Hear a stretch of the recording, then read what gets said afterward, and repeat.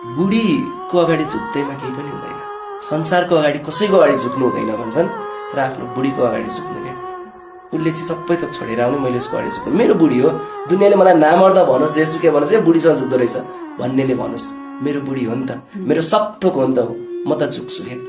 मेरो बुढी मेरो एभ्रिथिङ, आमा अनि बुढी संसारको सबैभन्दा पवित्र चिज हो क्या। सो यो दुईटा चिजलाई हामीले एकदमै रेस्पेक्ट गर्नुपर्छ।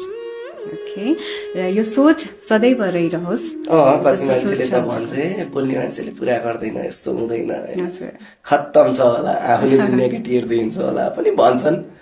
बोल्ने मान्छे बोलिरहन्छन्, आफ्नो कर्तव्य गर्दै जाने, आफूले के सोच्छ त्यो मान्छेले नजिकबाट सङ्गत गरेपछि थाहा हुन्छ। म कतिजना क्यामेराको अगाडि हो भनेर भन्नु पनि हुन्छ होइन, अब नेचर यस्तो त होइन, मान्छेले कतिले त मलाई केटी मान्छे पट्याउनको लागि यस्तो बोल्यो पनि भन्छन् कि होइन। सो कस्तो मिठो सोच रहेछ, इम्प्रेस हुन्छ नि त मान्छेहरू होइन।